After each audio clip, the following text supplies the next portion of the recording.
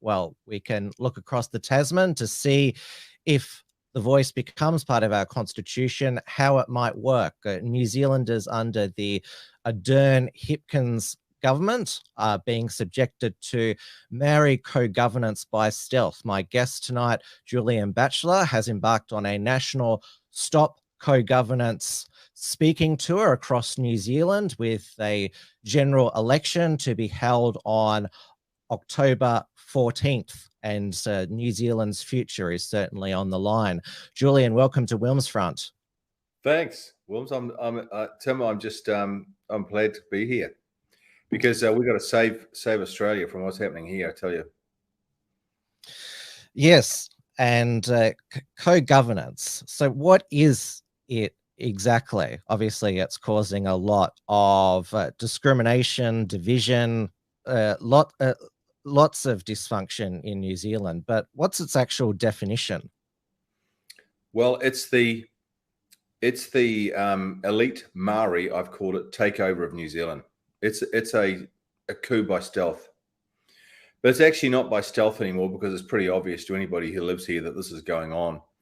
And that's what it is. So it's an elite Maori takeover of this country. That's what it is. And so what institutions have they taken over? I used to do a show, Trad Tasman Talk, with Due de Boer, who's now a board member with the New Conservative Party. He always used to talk to me about the Three Rivers policy.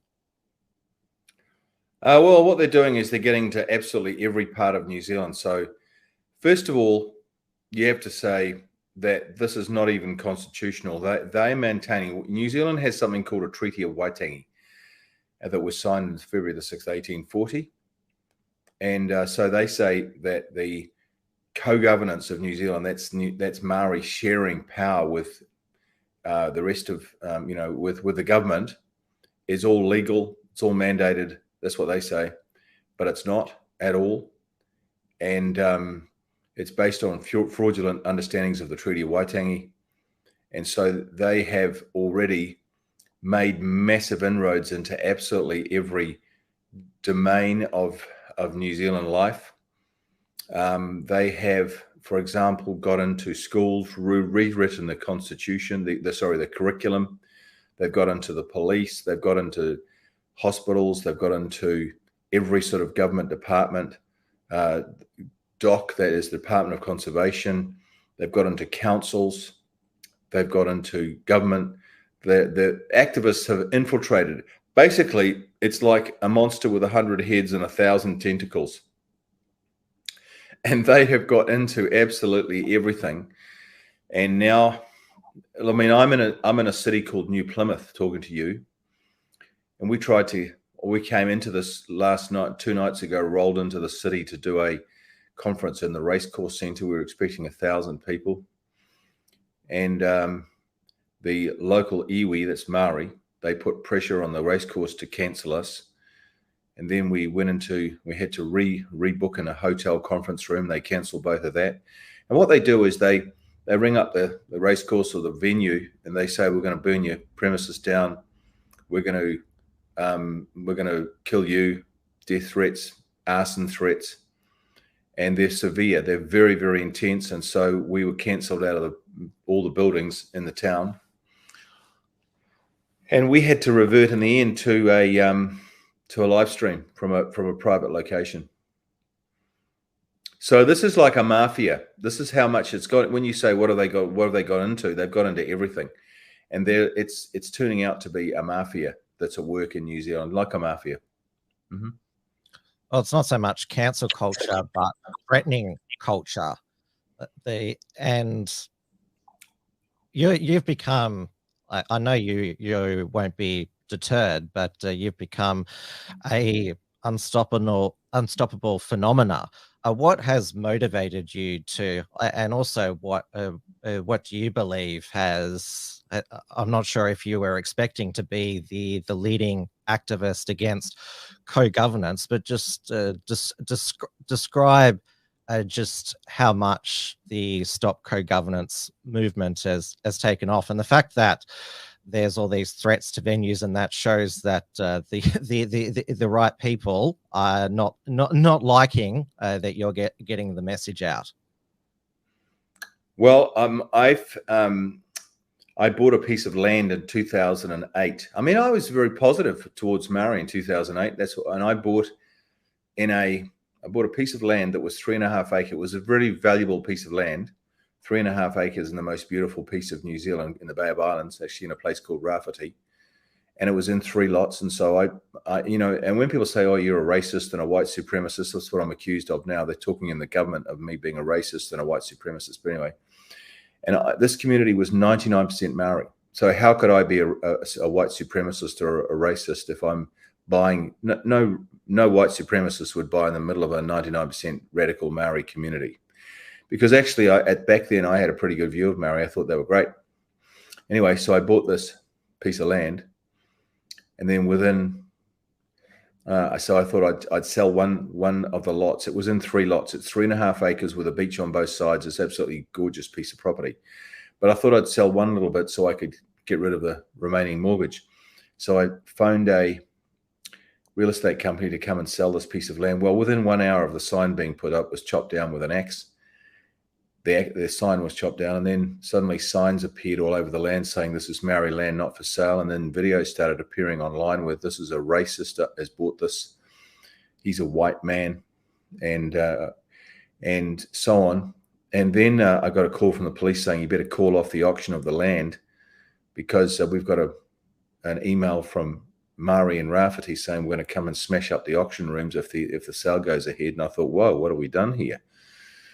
And so I purchased the land anyway. So we persevered and we kept going. And on this property was a beautiful two-story kauri villa that needed restoring. So a group of us got stuck into restoring that. So between 2008, 2015, we spent our time restoring this beautiful property, this beautiful house, villa, really. It's 2-story, amazing property.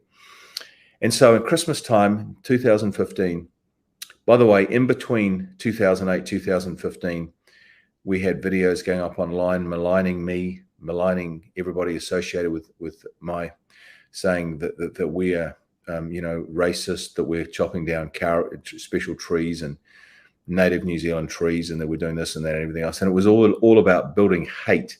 And what they wanted to do was they wanted to get me off the land and force me off the land, and they wanted to own that land themselves. That's what it was really about. And they did that with a massive hate campaign. And anyway, 2015, we rented the house out because we thought, oh, we need to raise a bit of funds to keep things going. So that's what we did. Anyway, 3 South African families hired the house. It was looking beautiful. We put $1 million in restoring it. And 2 o'clock on New Year's Eve, my cell phone went off. I was in Auckland. That's about 3 hours away from where this place is. And I answered it, obviously. And there was a sound of smashing glass, screaming, shouting. You could hardly hear what the lady was saying. But anyway, what she was saying was, we're having a home invasion. There's 20 Maori men doing a haka, a war dance, on the front lawn. This is 2 a.m. We've got children and women and everybody inside. There's Maori men going around the outside, smashing all the windows of the house. They threw boulders at the house. It must have been a lot of them there. I mean, because they threw big boulders and smashed the panels on car windows, the weatherboards of the house. They threw big, huge boulders on top of the house, punctured the iron on the roof. They were so big. Anyway, so I said, look, I'll get up there as soon as I can. I did. And when I got up there, honestly, it was not a pretty sight. It was like a war zone. It was like a bomb had gone off in World War II or something like that, And anyway, I went into the community and I said, what the hell did you do that for? And they said, oh, your land was stolen from us. And I said, well, there's women and children up there and everything. And I said, what sort of people are you to do things like this? No answer. So I went and researched the history of the land because I'm a bit of a journalist. Found out that the land was sold in 1937 to a European school teacher who was working in the community. And back in 1937, the whole community in Rafferty, which is where this place is, by the way, you spell Rafferty, Rawhiti, turned out at the court in Russell, the Maori Land Court, 1937, and they wanted to support the sale of this house because they loved the school teacher. And so it was exactly the opposite of what they were saying in 2015. They were lying, and they just made it up. And yeah, so I put that book. That book was peer reviewed by Dr. Paul Moon, who's professor of history at Auckland University. And I put that book online. They all read it. And I went into the community and I said, you owe me $10,000 because I've proved that you're wrong. And you can read the book. Here it is online. It's free. No barriers, nothing holding you back from reading it. Well, nothing came of that because, of course, they don't want to take responsibility for their actions. They just want to smash up a house and smash up people and terrorize everybody. And I went into the community and I said, you owe me $10,000 and you need to apologize to the people that you terrorized. Well, there was dead silence. They all went to ground. And then so we had to forgive that sort of thing. And then 2018. The fact that that guests were terrorized by a local mob. I mean, was there any media coverage on this terror campaign? Police no media coverage because the media in New Zealand is in the pocket of the government. That's another whole issue. And the police knew who did it, but they don't want to follow up. And so, through this whole episode, I've discovered corruption in the police, corruption in the media, corruption in the councils, local body councils, just corruption everywhere. New Zealand is a rotting carcass. And I would never have discovered this. Only till you start doing what I'm doing that you find this problem. You find out what's really there. And I am uncovering things that you would not believe are going on. And most New Zealanders are just oblivious. And of course, anyway, so 2018, we were doing some more work on the property. A married woman comes up and she comes up the driveway and she starts throwing stones and rocks at me and everything. And she engages me. She grabs hold of my upper arms. And I knew all this was being filmed on a security camera right behind me. And she said, I want my land back. And I said, it's not your land. Go and read my book, basically. And anyway, she raked her fingernails down the top of my arms, started drawing significant amounts of blood. In the end, I just chucked her down the driveway, took the footage to the police. She went to court. People in the gallery watched the footage and they said, oh my goodness, this is really bad. And the judge just let her off. The whole gallery just walked out in disgust because it was obviously a wrong decision. It was a politically motivated decision. And the Labour government at that stage was telling the judges to not charge Maori so they could bring the Maori crime stats down and look good at the election time. Wow. So we had to forgive that. And then 2023, we're getting close to 2022, another Maori lady. We don't see them between these visits. You can wave to them. You can be friendly to them and you're invisible. They don't even see you. And we tried to sort of win them over by giving appliances and timber and all sorts of things, putting them out there for them to take. They never say thank you. They walk through your land. They walk through my land to get to their cemetery. I pay the rates. They get the privilege. Nobody ever says thank you. They just presume it's right. And they have what we call an entitlement attitude. They're just entitled to do it because they think there's something really special. And so last year, another Maori lady comes up the driveway and says, can I come and have a talk with you tomorrow? So we set that up. She came. We had a bit of small talk. Then she said, can I cut to the chase? She said, I've come here on behalf of the whole community. If you don't give us your land, we're going to burn your house down. So this is the house that we put all this time into. By then it was like, 12 years we'd been restoring everything, it takes ages to restore this big, huge property. And it was pretty much right. So I said, why would I give you my land? She said, well, we just want it. And I said, come on, it doesn't roll like that. We're in 2022. You got to buy things. If you go to the supermarket, you got to buy the food. You don't just take it. This is not pre-European days where you just go on a tribal raid and steal things and take things without paying for anything. And anyway, so the conversation went on, but I was recording it on my phone. It was on the table between the two of us. I took that footage to the police. They said, oh, we can't charge her because she didn't say, I am going to steal your land. She said, it's not, it wasn't her who said, I am going to burn your house down. She said, we are. So the police said, we can only charge one person. So we got to let her off. Anyway, then the next year, what happened? Not the next year, sorry, same year, but later, I got a letter from Heritage New Zealand, which is a government department. So you asked me what elite iwi had got into, what have they taken over? And they've taken over government. And this letter basically said, dear Mr. Batchelor, your land has been reclassified as wahi tapu. It's a Maori word meaning sacred land. And you pay the rates, but we have control of your land now. Now, we're talking about my life savings. So I went, no way you're doing that. It's basically like somebody taking control of your land and you lose I'm still the owner of it, but they have control of it. So anything I want to do on that land from now on, I have to get their permission, Maori permission. So somebody else effectively owns it. Legally, I'd still do. And so I fought that.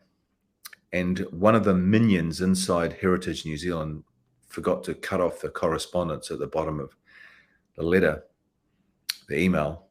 And I saw communication between the government department and local people in the community in Rafiti. And it basically said, hey, bro, which is a Maori term, hey, bro, mother, brother, hey, bro, we got the land. Should we come up and have a feed, a celebration in your local community? And when I read that, I thought, okay, that's it. I've had enough. I'm going to mobilize. They're basically collaborating with the government, the people who have been terrorizing you and trying to take your land. And let's reverse the races that, supposing this happened in the US deep south. A black-brown family moves into a white area, and there's 20 white men with the flames and wearing hoods, and say time for you to leave. That happened back in the 60s in the deep south, and it is now viewed with absolute disgust how wrong and racist that was. And there was a lot of obviously outrage in the media at that time, the US media. Yet fast forward 60 years, reverse the races, and you've just got to cop it. There's these mob of people trying to terrorize you from your land because of your race. That's a very good analogy, Tim. I hadn't thought of it quite like that, but that's what happened. So imagine that if they were trying to run a brown person out of their town because of the color of their skin. And that's what was happening to me. But the media doesn't talk about that at all here, because the media now is in the pocket of the government contractually, and they don't support, they support everything that's about the takeover. So my message to Australia is, mate, you don't want to let this happen to any degree, not a whiff of it, not an inch of it, not a millimeter of it, whatever you want to say. You do not want to let this go forward in Australia. Because I've had tribal rule, I've lived under tribal rule in this little community for 14 years. It's absolutely hell. They try to break you. They try to use intimidation, bullying, heavy psychological strategies like stonewalling, bullying, breaking things, stealing things, posting videos online, treating you like you're a second-class citizen, that you're, it's the ultimate racism. And all of it is about trying to break you so that you submit to them. It's tribalism. And It's very severe. It's very wrong. And it's very to be avoided at all costs. And it's going back into something that's dark and deep and terrible, terrifying. And I've had 14 years of it. So I mobilized and said, I'm going to go and tell New Zealand about this because this is what's coming. And most Kiwis have not experienced tribal rule, and I have. And I thought, well, I'm in a unique position to talk about this now because I didn't plan to have this happen to me. It just happened to me. And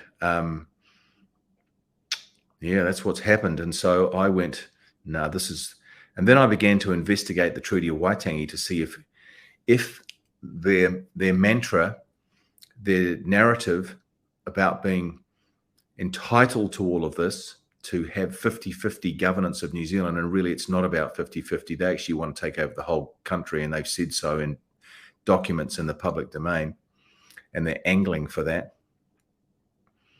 So then I started investigating the Treaty of Waitangi and the truth of it all, and I discovered a whole lot of other stuff that was completely fraudulent, completely wrong.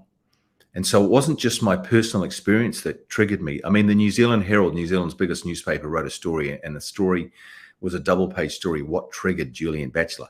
Like, whoa, you know, he's a psychopath on the loose.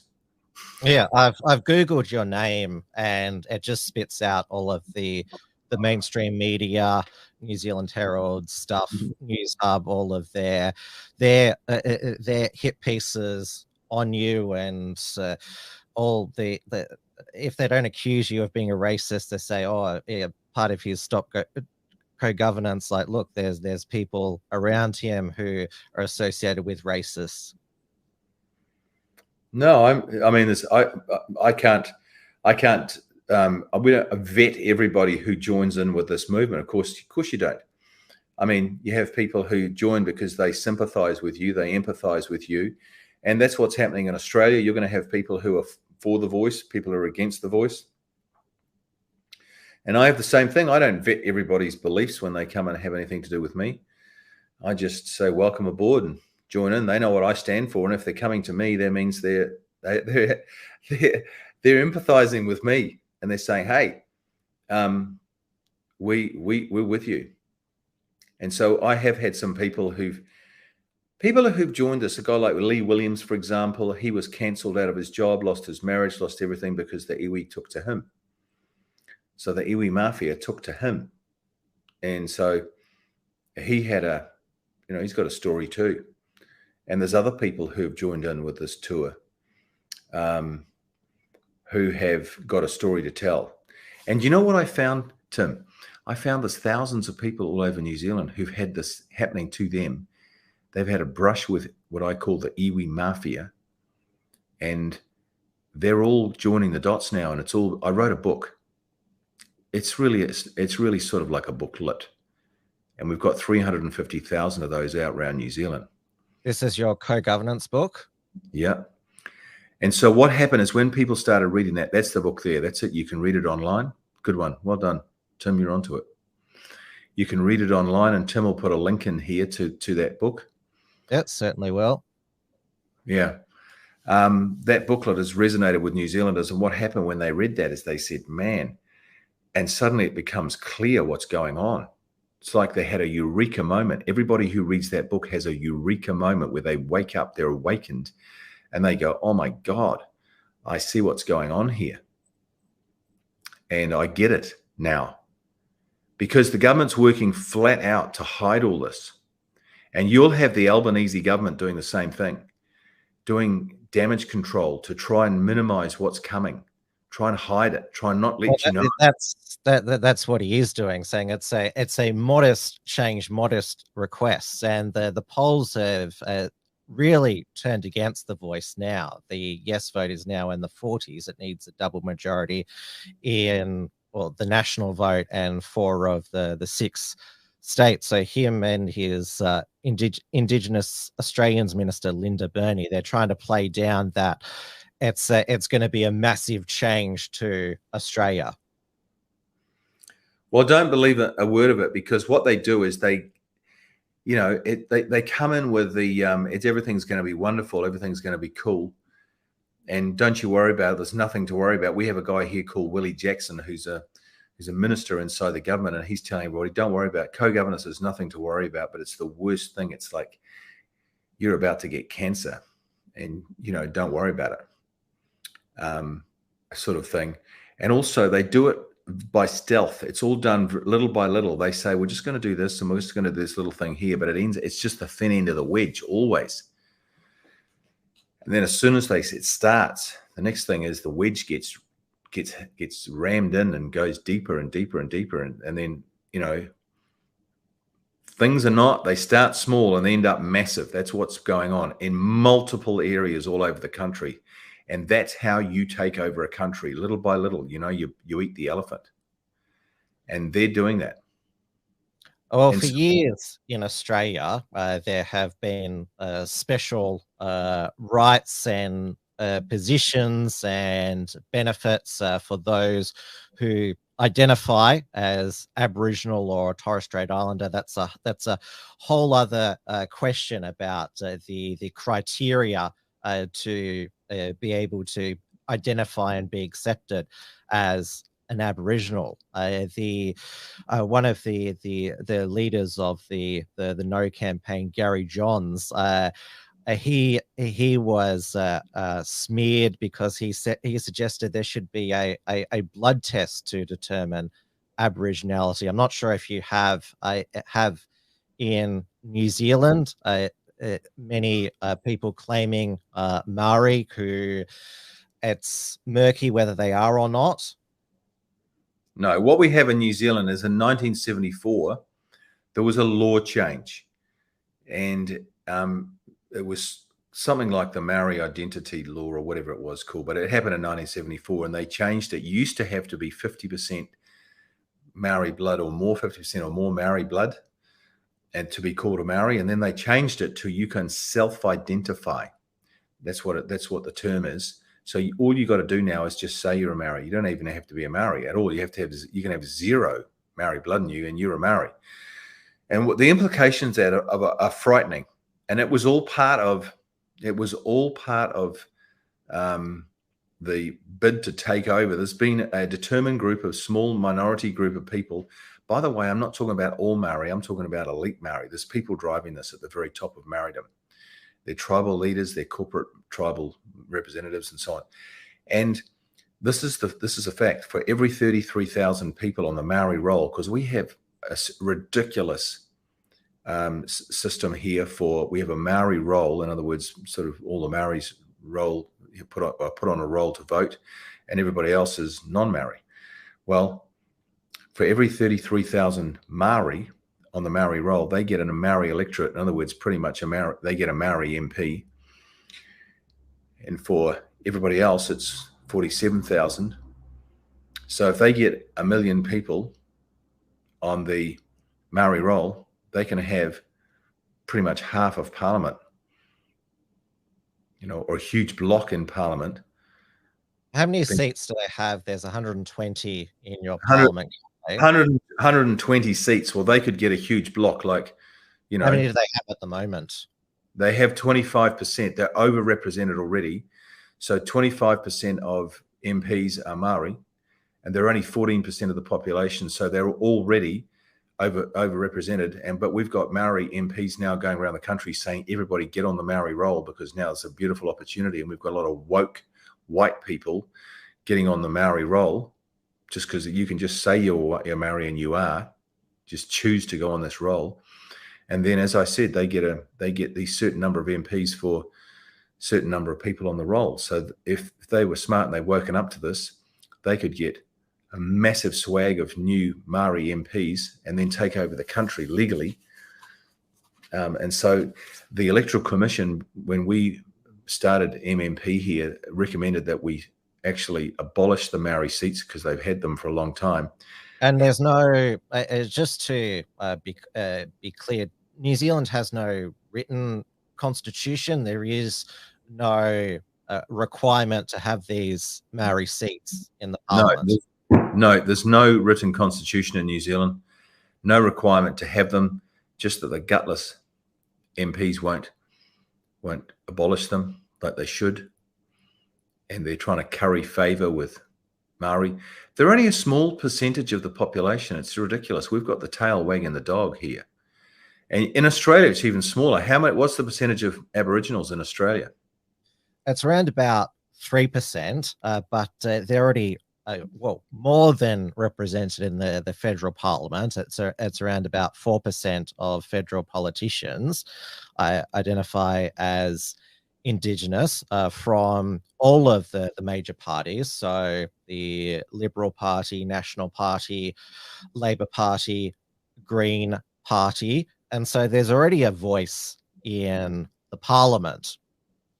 Well, there you go. There's right there is apartheid, racism. So they're wanting more than just being proportionally represented in the country. And it's supposed to be equality. We're supposed to be living in a liberal democracy where there is equality. We have 160 cultures in New Zealand.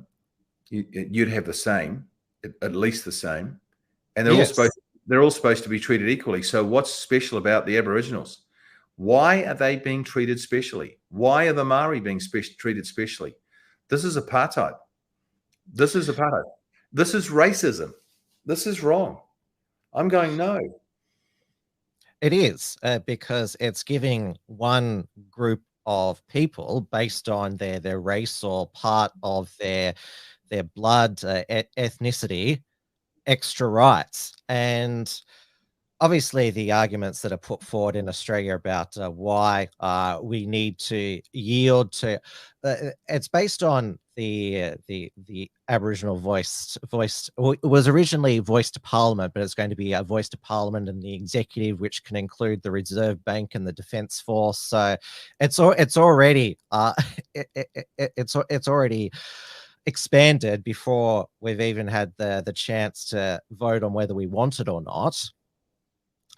So the argument is that because there was no treaty with British settlers, well, there was over 300 Indigenous tribes living all over the vast continent.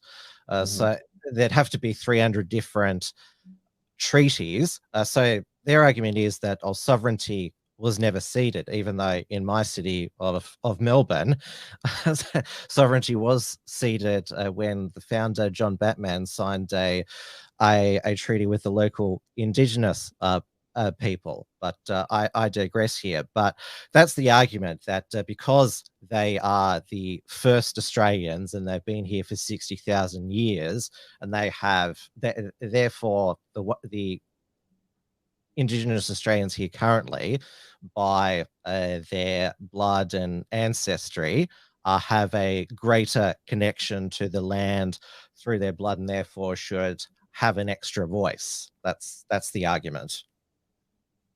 No, well, that's wrong. It's not wrong saying that they were the first people here. Aboriginals can say that. Maori can't say that here in New Zealand. They're not Indigenous Maori. There was other people here before them, and we're all just settlers. And Indigenous people are people who've been there from the very beginning. Now, Aboriginals might claim that, but you know what? They're all benefiting from a democracy, the Aboriginals, and they're getting education, health, medicine, roads, everything that is modern, that is good, that is right, that they would say is beautiful and wonderful. And yet they don't want to be treated equally. They want some sort of special privilege. Why? Well, again, I'll make the point that you make. This is the Aboriginal elite, the activist class, and a lot of them have been exposed to be communists, such as Thomas Mayo and Tila Reid. But the main voices of the No campaign is country Liberal Senator Jacinta Price and Warren Mundine, both Indigenous Australians, and they make the point that this will be a vehicle for the elites to divide us and won't actually solve because most of the disadvantage is in remote communities, which if you're in a remote area, obviously you're not going to have the same opportunities as anyone living in a city, Aboriginal or of any other race. And another point I want to get onto is a lot of this grievance is learnt. Over the past 50 years, a lot of Aboriginal Australians and Maori New Zealanders would have been taught that, oh, the reason why your life is some of your lives are not that great is because of white oppression and discrimination. And so a lot of this hatred has been recently taught. Well, our hatred goes back to our grievance industry goes back to 1840, and this is what would happen. I was actually had this explained to me by a historian. See, it started in 1840 when the treaty was signed, and what would happen is a Maori would go to a European and say, "Do you want to buy this piece of land?" The European would say yes. The European settler, he'd sell the land for say £10, but because the land was owned by communally, the government would give this person £10, and then other people who had ownership rights over that land would come to the government and say, "Wait a minute, we want £10 too." And there was 10 people, so the government had to fork out £10 to all of them because they all came to the government complaining in 1840 that they all deserved £10 as well because they've got a share in the land. But they made a huge mistake by doing that, the government did. They should have said, "No, we've paid out the £10. Now you share out the original £10 with those 10 other people." In other words, £1 each. But the government did a ridiculous thing. They paid £10 to everybody. This is just an example. And so they got the idea, man, if you complain, you get money. If you kick up a big fuss and you kick up a big stink, the government just pays you money. And so we've trained them. We've created an absolute monster. And there will be people in Australia, the elite Aboriginals, if you want to call them that, who are opportunists. They've worked out how they can get large amounts of money, large assets that belong to all New Zealanders and all Australians, and how they can get them for free just by complaining and by demanding. And you must not give in to that because you'll create a monster. And the monster's on the loose here, and it's pretty hard to get back in the cage. I would agree with that. And it's called reconciliation in Australia, except it's never defined when a Aboriginal and non-Aboriginal Australia is going to be reconciled. It's supposed to just go on forever.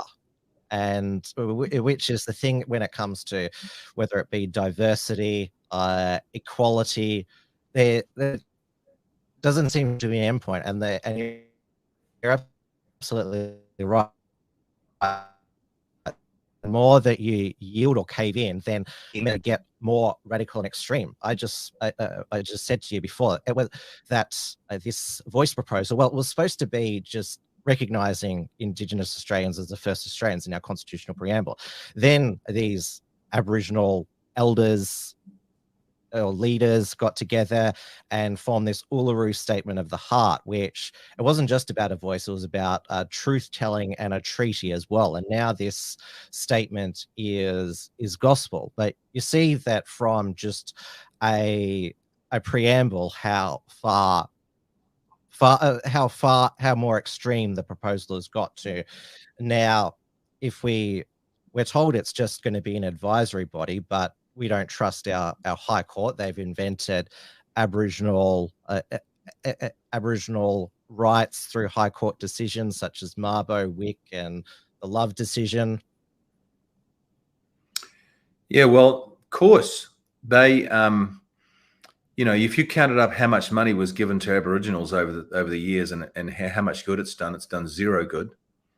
And that's more than paid the rent. That's another slogan. We've got to pay the rent to the traditional owners. Yeah, well, it doesn't work. The only thing that works is assimilation, not separation. It's the same in New Zealand. Maori want to go back into their old ways, their old Maori culture, and they become they're unhappy themselves They become a massive burden. I mean, if you counted up how much money you've given to Aboriginals and what's happened to it, it makes absolutely zero difference. It's wasted, and it's like a bottomless. It's like a bucket with massive holes in it. Just pours through and goes out into nowhere, into the ether. And it's happening in New Zealand. It's going to happen in Australia. The only thing that's going to bring the solution here is when there are great Maori in New Zealand. This is the thing. And what they've done, the greatest Maori are the ones who've assimilated, like Saraparananata, who was New Zealand's greatest MP, greatest Maori. He was an MP in the 1920s and 30s. He did not separate off from society and say, we want to go back to our roots. He joined in, and he was assimilated, and he became often stood in to be the Deputy Prime Minister of New Zealand. And he was a fantastic Maori and a massively important, significant Maori figure. And he proved that the way forward for Maori was to assimilate, not separate. And you've got Aboriginals who just want a lot of money, and they are not going to assimilate. They're not going to westernize. They're going to end up being a monster with 1,000 tentacles and 100 heads. And they will be insatiable. You'll never satisfy them. It's happened in New Zealand. Waititi, who's one of the leaders of the Maori Party, said they don't want full and final settlements. Full and final settlements for land grievances were supposed to be met in 1960. And then it all opened up again in 1975 with the Treaty of Waitangi Act. And away we go. And we're having another round of it here. And now they say they don't want full and final settlements. They want $20 billion a year. 20 billion, that's 20,000 million a year passive income. For what? For just to feed their passive income and to give them passive income. And, you know, it's insatiable. And if you do this, you're training the monster, and it gets bigger and stronger. And Australia's about to let the monster out of the cage. If you do that, there's gonna be tears flowing in the gutters of your streets in 20 years, 30 years time. Well, the fact that you have a race-based party, the Maori Party, that's also extremely problematic. And now the non-racial parties, the Labour, National, Green, ACT, and we'll throw in New Zealand First, what are their policies on co-governance if they're defined? Because you have an election in it's 2.5 months, so not long, and you have 3-year terms. 3-year terms. So all of the parties, if you look at it like a horse race, the finishing line being the election, which is October the 14th, all of them are coming up the home straight, and all of the parties. The only party that's going to say they're going to expunge co-governance, in other words, repeal all race-based legislation, would be in New Zealand First, it's called.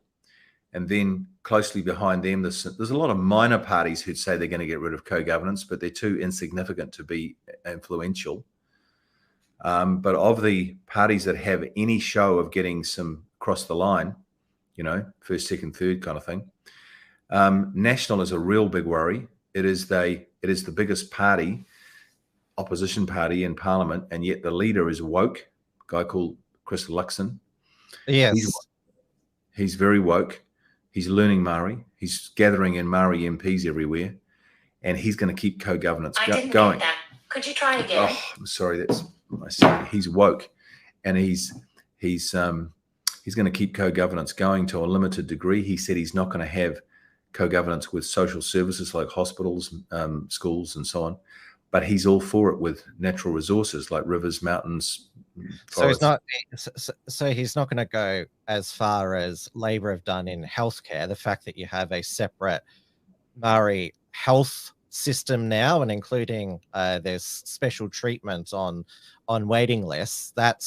Is that too far for him? But he's okay with all the other co-governance arrangements. Yeah, that's too far for him. But he wants to be, in my opinion, he wants to be the Prime Minister more than he wants to help New Zealand. Yes, he wants it on his CV. It's just a badge. And so He's not even. I tell you what happened, Tim. There's some MPs. There's an MP in Kaikoura, a national MP in Kaikoura, who was doing his, whipping up support for his, and he was running these meetings all around his electorate, and they had a board inside their tent, and it had a big piece of corflute, and on the top of it said, "What is your major concern for New Zealand?" And then the choices down the left-hand side were health, crime, ram raids, education, inequity, housing, blah, blah, blah. A list of them. Co-governance was not even on the list. That tells you how out of touch they are. So I've got somebody who's the secretary of that particular National Party electorate. So she wrote on the bottom of the board, there was a bit of a space, she wrote co-governance. Now, what they were asking people to do who came and visited that tent and talked to the MP was put a little blue dot next to the issue which you felt was the most pressing for New Zealanders. And so, when we put co-governance on there, we came back 2 hours later and co-governance was off the charts with blue dots. Not enough room on the board, and everybody else had 5, 6, 10, 12. The maximum was like 50, and co-governance reached that in 2 hours. People coming along, putting dots on, saying it is the issue of the moment. And National was so out of touch with reality, it did not even have that as a choice on the board. And that was put out by the National comms team, given to all MPs to, when you go around your electorates and you're drumming up support, see what everybody says in your electorate as to what is the main issue, and get them to put little blue dots on the main issue so we can, and then feed that back to us so we know what everybody's thinking, and we can chisel our campaign to meet that need, to scratch where everybody itches. And co-governance was not even on the board. That tells you how far out of touch with reality is Mr. Luxon and his party. But he's going to get in, unfortunately, by default, because he's going to get in because people hate Labor and they're not going to vote for Labor. And he's going to get in by default, not because he's a great leader, but by default.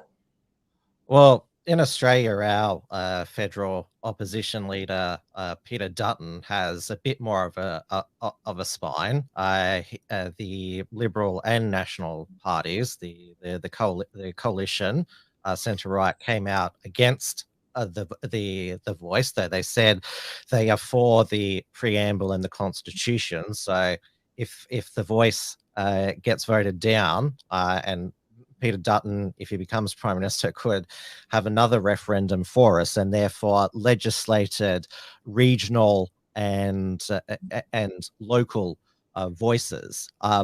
So sort of having a, like, putting out a proposal to say, look, we're for some sort of voice, just not this voice. But Peter Dutton, he hasn't been afraid to say that the constitutionally enshrined voice will re-racialize Australia. So we actually do have on the right politicians with some spine, and it seems to be that's why in New Zealand it's been able to be by stealth, because the centre right parties, us in New Zealand, are just so timid. And what you just said, the National Party wanted to bury a co-governance being an issue. Do any National Party members attend your events? No, none. What if are they allowed to? Like, is there some sort of... Absolutely. No. They can come anytime they want to. Oh, no, I mean, like, if it was discovered that one of their members had attended, that's what I'm getting at, attended one of your Stop Co-Governance meetings. Well, they never have, so I don't know what the reaction would be, but none of them have. And I think that officially National wants to play down co-governance and try and forget about it. But I have people who are writing to me from meetings where Mr. Luxon's going, and they're reporting things like 70% of the questions given in the Q&A time are about co-governance. And Mr. Luxon looks very uncomfortable and very out of his depth, and like, please get off this subject quickly kind of body. That's excellent to hear. Yeah, get off this subject quickly. I do not want to talk about this. And, you know, he needs to get a grip, man, because there's 160 cultures here. If he's going to be the next prime minister, he's got to keep that fixed in his sights that everybody's got to be treated equally. And if he wants a democracy, and if he wants equality, and he wants to get rid of racism and apartheid, then that's what he's got to do. But he's not in touch with that at the moment. He's woke. He thinks it's quite trendy to actually keep all this going. And it's hard to believe, but it's true. And he is going to get in by default, unfortunately.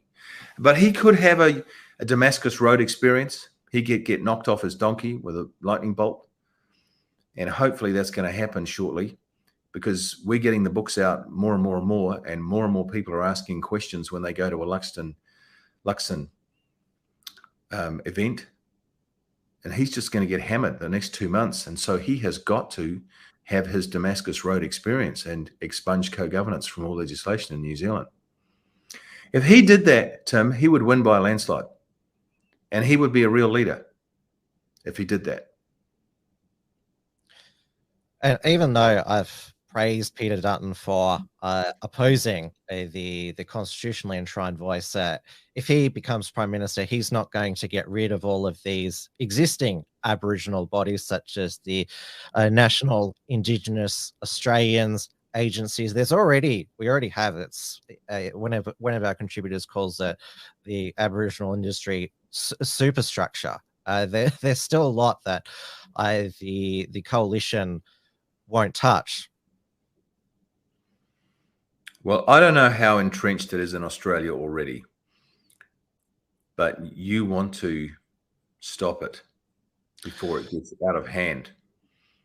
And if you keep going, it will get out of hand and it will take over.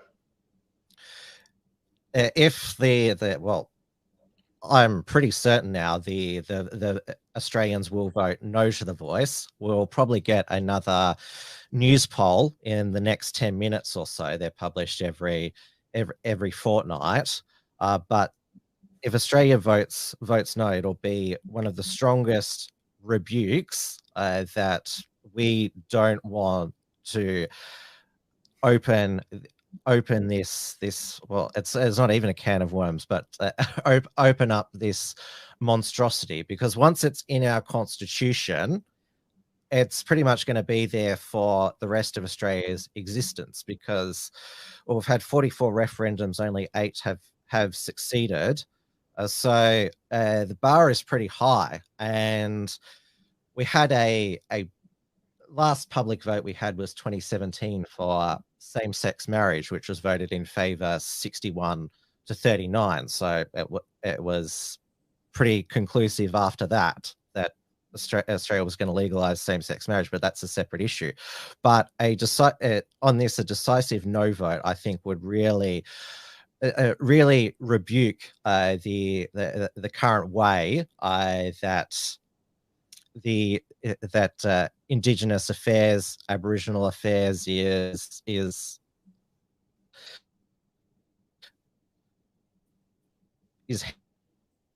handled in Australia. There'll be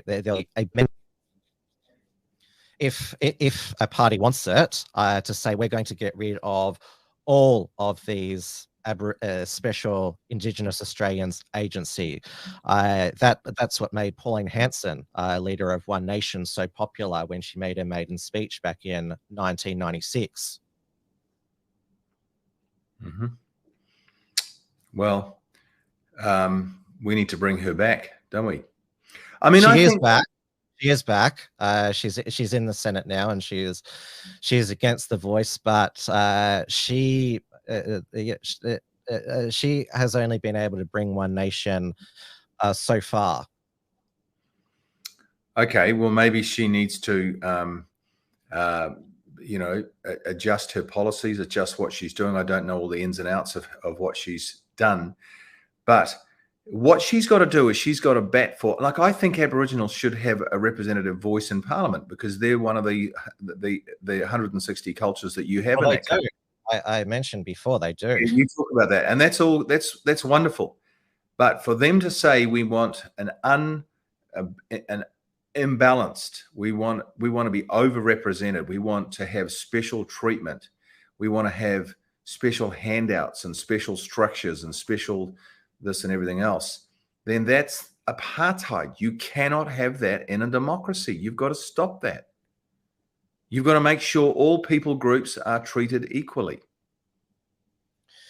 And like I said, we still don't know. Anthony Albanese says once you vote in favour of the voice, because it's up to Parliament to decide how the voice will actually be structured, how many members it will have, how they'll be elected. That's going to be another another whole ordeal. And then whether it's actually whether there's actually going to be any, it's going to be full of like actual Aboriginals, not a lot of the fake Aboriginals that seem to be coming up.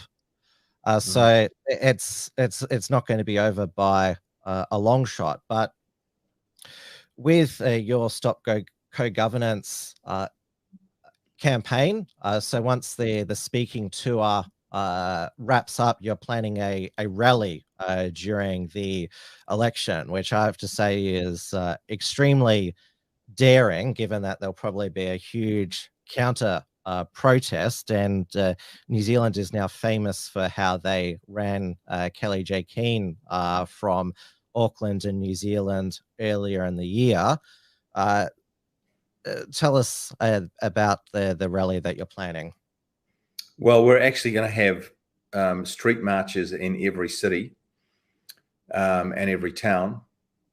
Not every town, because some of the towns are going to join up together and do it, like all the little satellite towns around Christchurch, or little satellite towns around Auckland and so on. So we're going to have marches in many cities, put it that way, around New Zealand on the 17th of September. And if that brings out the activists, well, so be it. Let's put it all out there. Let's get it out on the table and talk about this issue. Let's debate it maturely, intelligently, and let's have this debate about co-governance. And, you know, bring it on. Let them all come out. I don't care. It's great. It's going to create a great media frenzy. It's like putting burley out the back of a boat when you're fishing. And so let them come.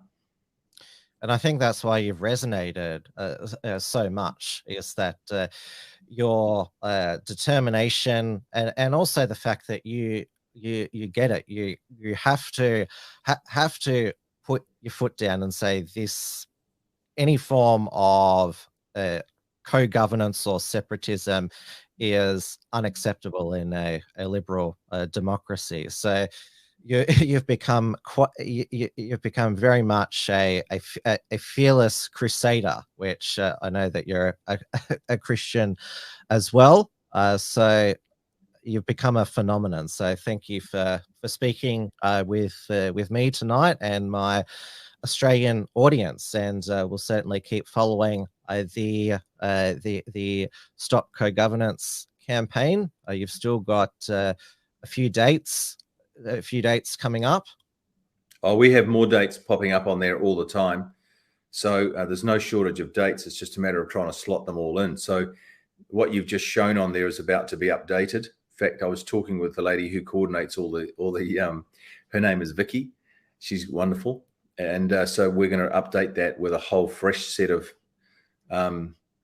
dates and events coming up around New Zealand. A lot of them now we're going to do, Tim, are going to be virtual. They're going to be live streamed from locations around the country, because we're getting a massive, like tonight we just did one today, and I don't know, within an hour it had 2,000 hits, 2,000 views, and well, that's a big conference. If you had one of those, if you had 2,000 people turn up at a conference, that's a decent sized conference. And we can get that online. So we're going to keep those going. And you've got a YouTube channel as well, which is called Stop Co-Governance. Yep. And I appreciate you coming on so late at New Zealand time. It's after 11:30. That's okay. I'll get you back another time. And here at the Unshackled, we're going to be covering the New Zealand general election. We're still our old Trad Tasman Talk team. We still collaborate, so we'll probably have a election special. Who knows? The voice referendum and the New Zealand general election could be on the same day. Well, wouldn't that be exciting? And so I'll be watching you guys with interest, and let's see if we can get some action happening in Australia. Are you going to have any marches? Are you going to have anything? Is there any civil marches going on? Anything, protests against the voice? Is that anybody got the guts to go and do that in Australia, or are you all just sitting around? There are a lot of no events that, like you're doing, stop co-governance events. So that is very promising. The Yes campaign lobby, which has got, I think, $10 million war chest at least. They've had, well, so-called community yes rallies. So certainly there is a lot of activity going on, and thankfully, overwhelmingly, the no events haven't been infiltrated or disrupted like yours have been.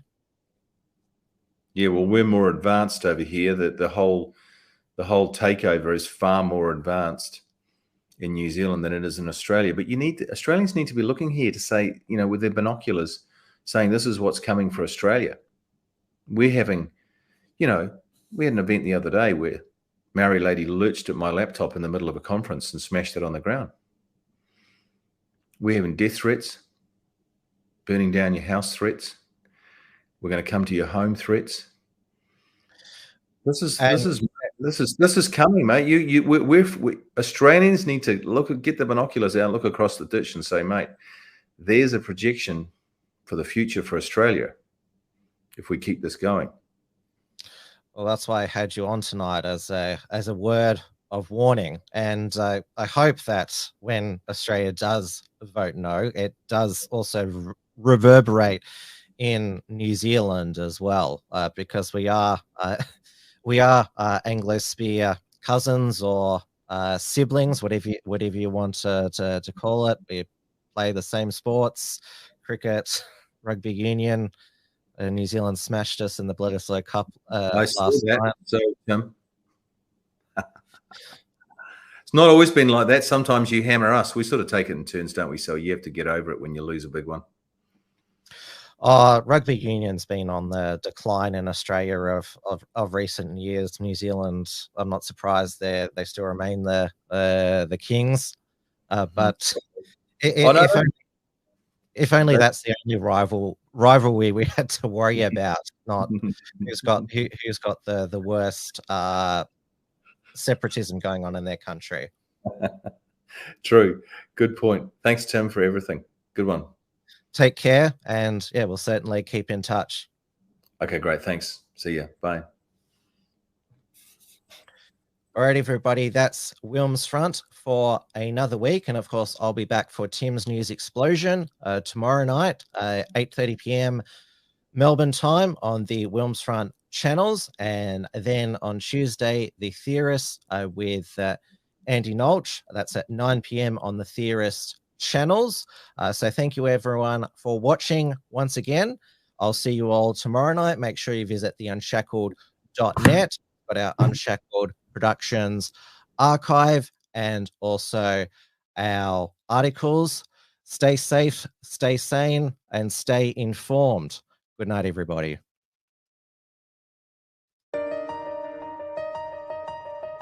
Thanks for tuning in to Wilm's Front. Visit timwilms.com to view the archive of episodes. And keep visiting theunshackled.net to view all our shows. And to keep up with the latest real news and analysis.